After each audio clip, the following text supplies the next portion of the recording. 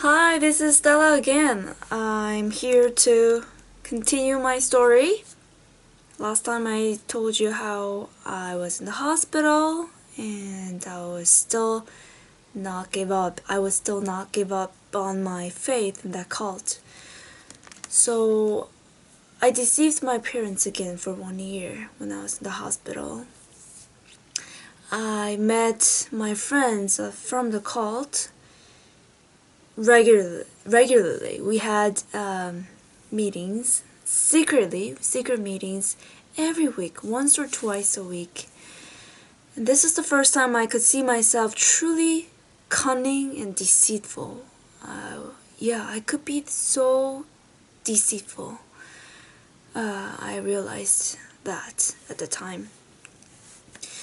I would use I didn't have any phone around me, no anything to contact them, so I would use the phones around me, of those patients around me. And we would go to different places like bathroom on different floors, restaurant, coffee shop, or whatnot, basement, parking lot, and we would just try so many different methods to make a meeting so that I would get to hear the sermons of the founder of the cult, Mr. Lee. After a while, I could finally begin to walk with a device that could help me walk. I was still limping, but I thought, okay, since I can walk, and it didn't really seem to improve any further, so again I decide to escape this place so that I can keep my faith in the cult. I walked out the hospital without telling anyone. My parents were shocked because they believed that I'd been converted. But I get caught again in 5 days. So this is what happens. I get a phone call from my friend at the church saying my family is there looking for me. So they gave me this phone call to warn me not to come there. I got what they said. I was not gonna go there. I was around there though because I was trying to open up a new bank account. Everything that I had was taken away from my parents, so I had to renew everything. So I went to a different building of the cult. So they had 2 buildings. One is for a church. Well, they have a lot of churches and a lot of institutes, but particularly the ones that I went, they had 2 buildings. One was for church, one was for the other purpose, for teaching or like an office. So I went to the other building and I met my parents there. I get hospitalized again in a single room under my mother's watch, 24 hours. She would just, follow me around, watch me, everything I do. And again, people start to come for a fun Bible study. Very fun. We would argue again, back and forth, why this cult is right, why this cult is wrong. They would argue with me, have arguing sessions, just continuously. Every day I had 5 to 10 people coming to me, all very famous Adventist church members, either pastors or elders, just elders. They would come and give me a Bible study or teach me why these doctrines of the cult are wrong and why the founder of the cult are, corrupted. Okay, so it's not like they planned ahead, but if someone comes and goes, the other person will come, and this person leaves, and another person comes. So it continued like every day. So every night when everyone's gone, I would look it up, the Bible. I would read the Bible for my own, and for 1 or 2 hours, I would just, look for those evidences to support my opinion, my argument, my belief in the cult. So whatever they say, I would always say, oh, okay, see, look at this verse. That's why they're wrong. Look at this. This is why I'm right. I will look for something intentionally. And even if I cannot find it, I will say, okay, I just don't know it personally. If I go ask them at the cult, they would know. So no change. No change at all. That continued for 1 month. I was exhausted, and the other side, people were exhausted as well. We were both tired of, I guess I was more tired because it was just them for 1 hour, but 1 hour, 5, 10 people, to me it's like 10 hours of listening to sermons or more. It was pretty much every day. Almost all my day was just listening to people talking to me. And they now consider me as an evil possessed person because I don't seem to understand or follow what they believe, which was why I got hurt a lot. So I thought, okay, I'm being persecuted by so many people with a different religion. This is why I need to overcome this. I need to fight against it. I need to win. Be a winner spiritually. But after 1 month, I'm exhausted. I don't want to talk about this cult anymore with anyone. So I tell my parents, can I please have a break? Can I please have a break? And my parents send me to this Adventist Institute on a mountaintop. It's like on a countryside. People go there for prayer.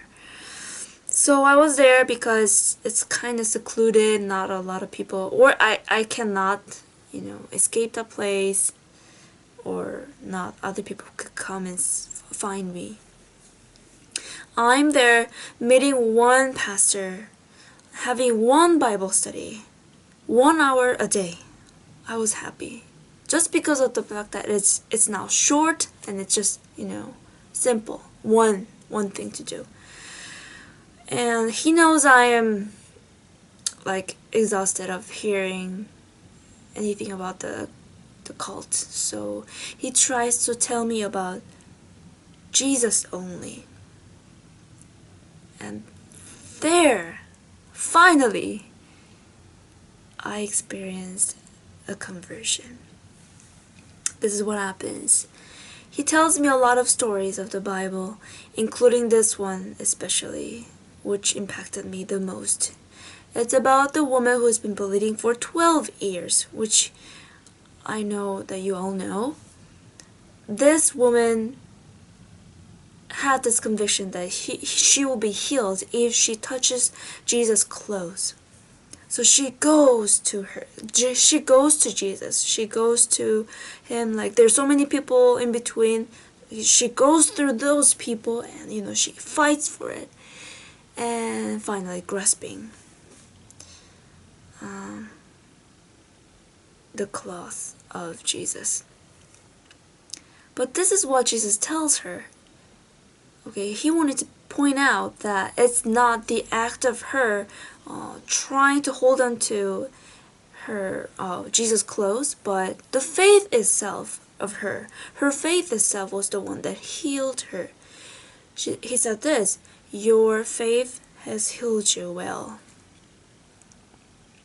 The pastor was relating this to my life. Daughter, you have been struggling a lot. You have been trying to hold on to your faith, but it's not the action itself, but your desire to follow him, your desire to follow God. That itself pleases him. So, okay, alright, I agree with that, I thought. And yes, I was thinking how I've been struggling so hard to keep my faith, to hold on to my faith, my belief. This is another thing that Jesus said to the woman, go in peace. And the pastor is telling me, I hope that this peace is with you. At that moment, I froze and started to cry. I started to cry because I realized that I don't have any peace. After fighting back so much, after going through so much, seeing myself as a soldier of God, fighting always, ready to fight, to claim my beliefs to other people, to persuade them and change them. Same here. But I did not have any peace in my heart. And I began to question myself, why do I have this faith? Then why? What is really the point of having all this? What is the point of believing in God? Struggling so hard. Who is God? What is the truth? I asked the pastor. Everyone says that they have the truth. Every denomination or everyone says that they have the truth. What is really the truth? I was desperate. And this is what the pastor says. Truth is Jesus. Simple as that. The truth is Jesus. And so he wanted me to think about his teachings and his life, because he lived through his teachings in his life. So when there was no one around me, I started to think about those things. I started to compare the life and teachings of Jesus to those of people at the cult, or just my life in the cult. And I started to see the difference. The differences were there. Jesus didn't have to lie. Jesus didn't have to hide his identity and say, he's so and so, even though he's not. No, he didn't have to lie. He would be always honest about it. He would be loving to other people. And even disciples, they didn't have to lie, which has become a part of my life, lying. That's just one example. There were other examples that I thought, okay, Jesus didn't do that. I had to admit that I've been on the wrong path. It was really not easy to do that, because I knew I've been holding on to it for a long time. I've been fighting against so many people, trying to convince them that this is the truth. It's hard to even admit that we had made a mistake, just a little mistake. It's hard to admit our mistake, but it's not just little mistake. It's like whole spiritual life I've been holding on to. I've been putting so much emphasis on. So it was really hard. But there was a thought that came to me. You've been holding on to this religion. You've been following this cult or this denomination, because you thought they have the truth. But if they don't have the truth, if the truth that you believe to be truth is not truth anymore, are you going to still follow it? I said, no.